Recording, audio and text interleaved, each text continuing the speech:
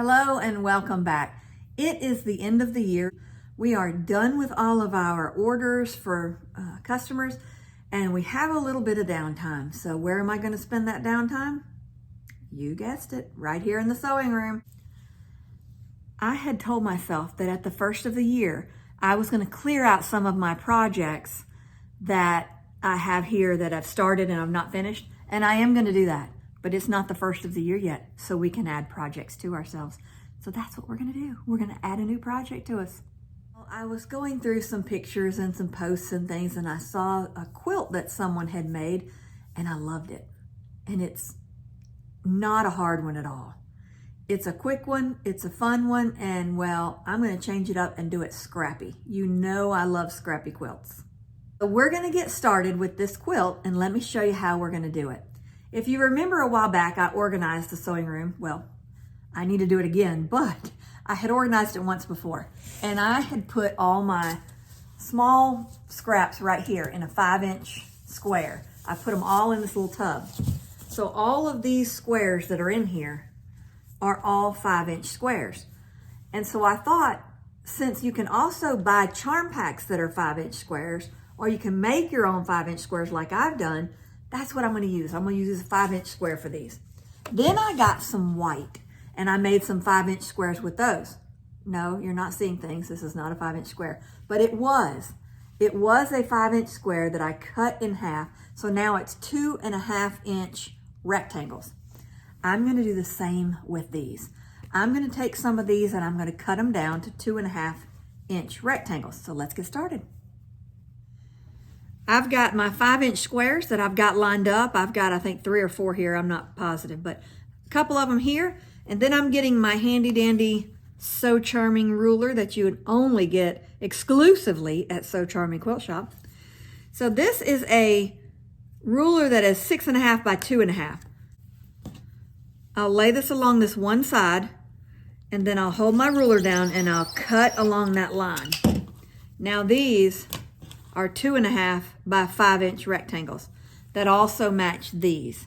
So I'm going to make myself a stack of these that's about as big as these. I'll still need to go back later and make some more white ones, but I'm going to first cut a stack of the other ones, of the prints. So I'll line a few up, take my ruler, line it on the side of that fabric. Then I'll start cutting these in half. As I cut these, you'll see where you end up with 2. And I don't want to put them side by side on the quilt. So what I've started doing when I was about in the middle of this stack, I thought about it. So I'll just put one on top and one on the bottom. That way they're dispersed throughout the stack and I won't have 2 of the same coming up at the same time. But I love that it's going to be scrappy because like this print here, I remember this from a quilt that I made for my mother. And this quilt, I remember for another quilt that I made. So all of these have been in a quilt at some point in time. Some of them are just scraps that we've made from other projects that weren't quilt related, but most of them were. So what we're going to do to start off with is we've got our stack of our prints and our stack of our whites. We're going to start with a print. We'll take a print and we'll take a white and we'll put them right sides together and then we'll stitch down this side. We'll make sure we line it up good and then we'll take it to the sewing machine and we'll stitch a 1/4-inch seam.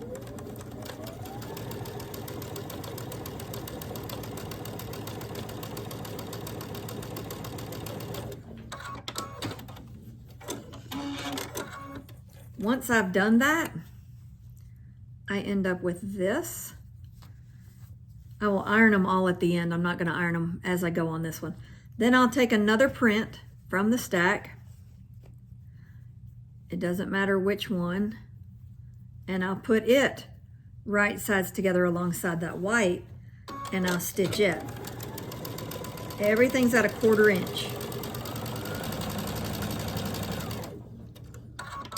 Once I stitch that down, I'll do the same thing with a white again. And now you'll see the pattern coming out. This will be probably the simplest quilt ever. We're going to do a color, a white, a color, a white, all the way across. And we're going to make this as long as we want it. So put 20 together, put 30 together, whatever you want in your row. When you get it to where it's the width that you want your quilt, then stop and we'll start working on the next row. I'm going to keep going and I'll come back to you when I've got enough for a row. I didn't get too far into this project when I decided to change my method.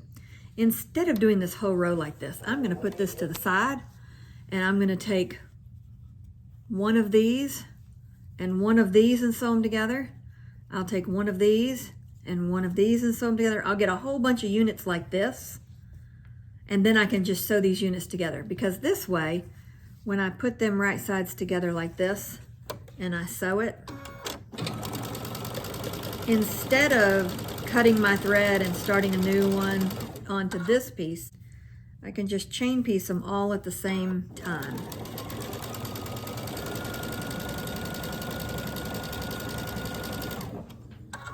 So I'll just sew a whole bunch of these units together and then cut them apart like that. And then I'll come back when I've got a bunch of them and I'll sew them together like this. So I'm going to keep going making these units. I've decided for mine, I'm doing 16 colored ones, and I'll end with a colored down here and I'll end with a colored at the other end. So what I'll do now is I will flip this over, and to iron it flat all at once instead of as I go, I'll do each row at one time. I'll just take my iron and put the tip of it right there into the white. That presses both sides to the dark side. Go to the next white, the next white, and so on all the way down this row to where all the darks are to all the seams are to the dark sides. Keep doing this all the way down this row. And then I'm going to sew my rows together. But first, we have to do a sashing. Now I chose my background to be white. Obviously you could do whatever color you wanted. You could do it navy, you could do it gray, black, cream, a tone on tone. There's lots of options. So once I get to the end of my row,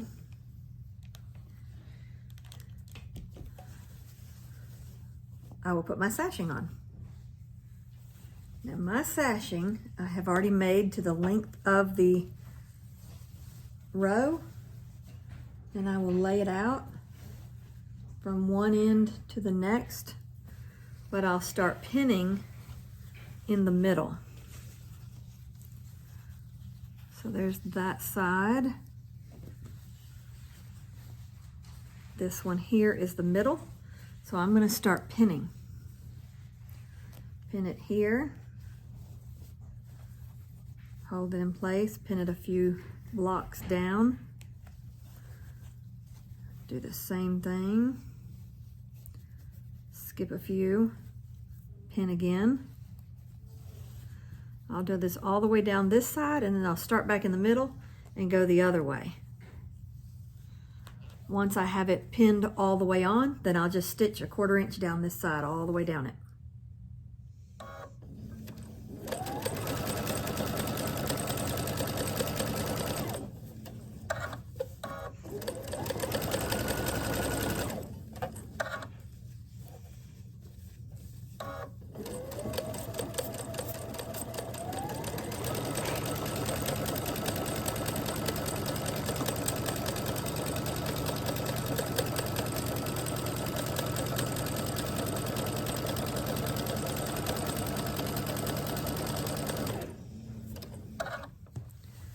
Got my sashing sewn on, so I'll take it and lay it out wrong side up, and I'll just iron it flat like this.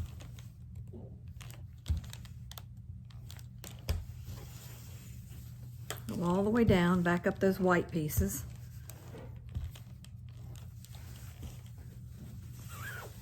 Until I get it all ironed out.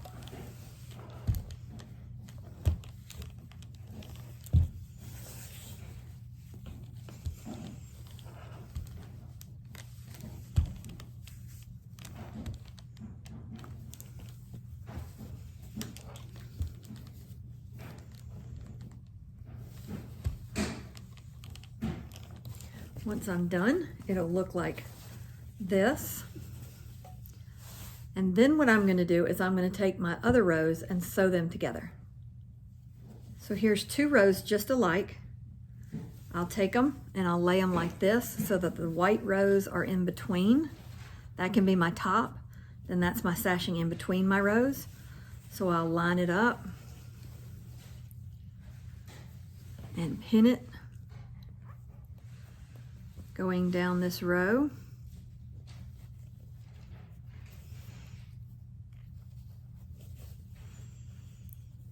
And I'll do this all the way down the row, and then I'll stitch along here.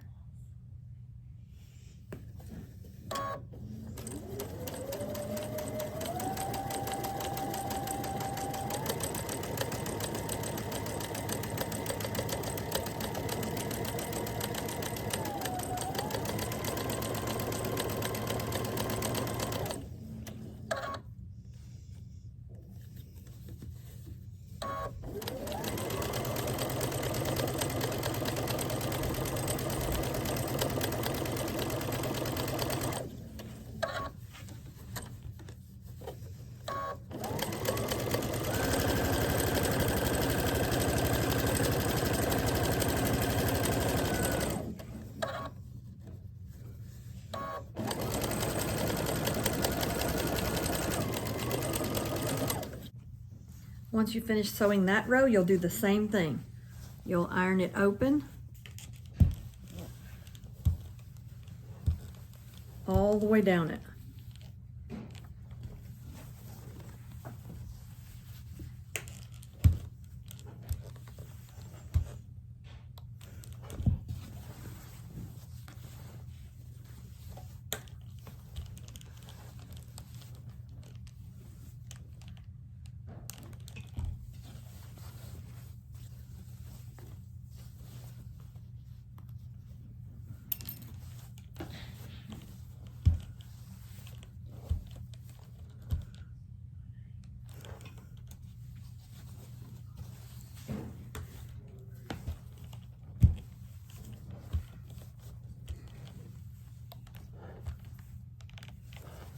And when you're done ironing it, it will look like this.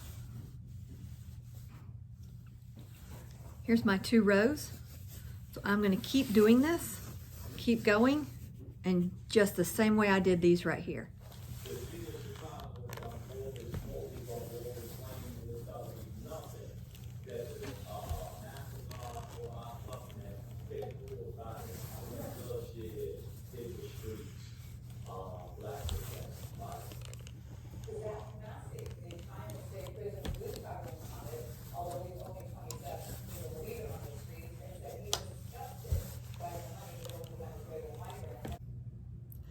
Well, I've worked on the quilt a little bit more and I have made progress.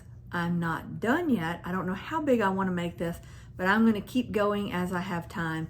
So let me show you what we've got so far. Look how big it already is.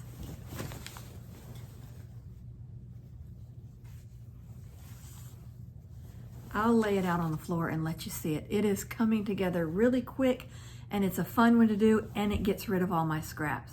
A lot of people will pick their scraps and go, okay, well this doesn't go with this, so I'm not putting it with that. I am not that kind of person. I am the person that says when I'm using scraps, I'm using scraps. I will pick the next piece that I find and I'm putting it beside it. As long as it's not the same piece side by side, then I'll pick it.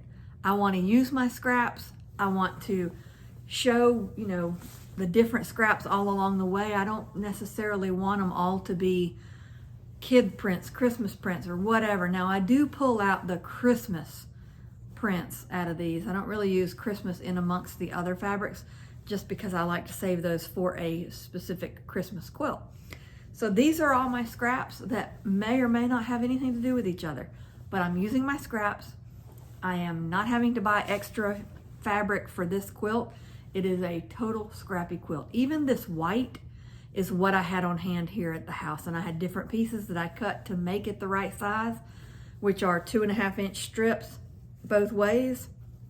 So all of this is scrap, and I love it. So let me lay it out and show it to you, and you can see it a little bit better.